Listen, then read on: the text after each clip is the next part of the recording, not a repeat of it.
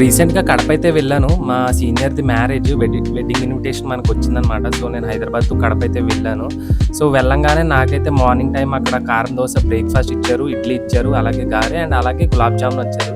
నా పక్కనే మా సీనియర్ అనమాట. ఆయన చాలా స్పెషల్ పర్సన్ నాకు. అందుకే అంత దూరం అయితే నేను వెళ్ళాను. యాక్చువల్‌గా అది ముస్లిం మ్యారేజ్. సో, ఇంకా చాలా టైం ఉంది మనకి. సో, ఆఫ్టర్‌నూన్ 12కి 2కి ఎప్పుడో వస్తది వాళ్ళది.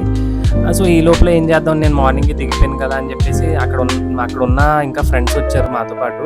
వాళ్ళతో పాటు నాకు బాగా అలవాటు ఏంటంటే ఎక్కడైనా ప్లేస్‌కి వెళ్ళాలనుకోండి, అక్కడ కాకుండా అక్కడ లోకల్ ఏరియా లేదా టూరిస్ట్ స్పాట్ ఏమైనా ఉంటే ఎక్స్‌ప్లోర్ చేసేయాలని లోపల చాలా గట్టిగా ఉంటుంది నాకు.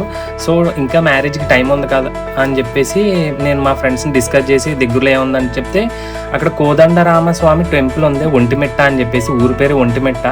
సో, అది కూడా one of the Asian temple ఒకటనమాట. అక్కడైతే వెళ్ళడం జరిగింది. సో, అక్కడ ఇంకా ఫ్రెండ్స్ అది గ్యాదర్ అయ్యి మొత్తం చిల్ అయ్యి అక్కడికి వెళ్ళాం. బాగా గమనించింది ఏంటంటే టెంపరేచర్ చాలా హైగా ఉంది. క్లైమేట్ డల్గా ఉంది కానీ టెంపరేచర్ మాత్రం చాలా ఎక్కువ ఉంది. హైదరాబాద్ వాళ్ళు కానీ అంత అలా తట్టుకోలేరు, అంత ఈజీ కాదు. అక్కడ వాళ్ళు తట్టుకుంటున్నారు కానీ అదైతే నేను ఫేస్ చేశాను. సో, మనం గుడికి వెళ్తాం కదా అని చెప్పేసి ఇంకా అక్కడ ఒంటిమిట్ట, ఇది one of the Asian temple. ఇక్కడ స్పెషాలిటీ ఏంటంటే రాముడు, సీతాదేవి, లక్ష్మణుడు ముగ్గురు కూడా ఒకే శిలాఫలకంపై చెక్కబడి ఉంటుందన్నమాట.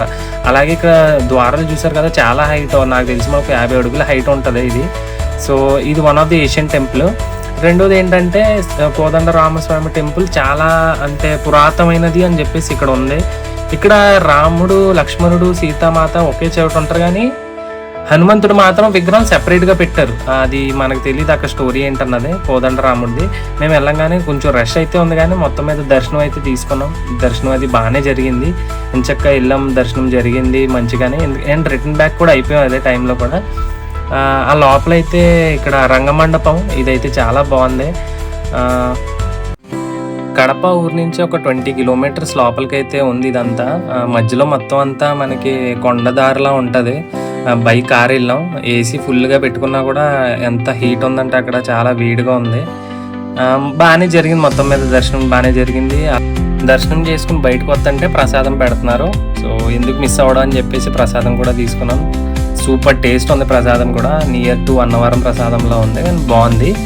యాక్చువల్గా దీన్ని ఏకశిలా నగరం కూడా ఉంటారు, ఎందుకంటే ఒకే శిల పైన ముగ్గురిని చెక్కారు కాబట్టి.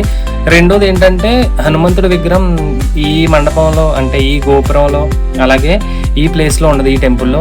ఎందుకంటే రాముడు హనుమంతుడు కలిసే ముందు టైంలో కట్టిన టెంపుల్ అంట. సో, దర్శనం చేసుకున్నాం. మేము రిటర్న్ బ్యాక్ టు ఫంక్షన్ హాల్కి అయితే వెళ్ళడం జరిగింది. మిగతాది నెక్స్ట్ వీడియోలో కంటిన్యూ చేస్తాను.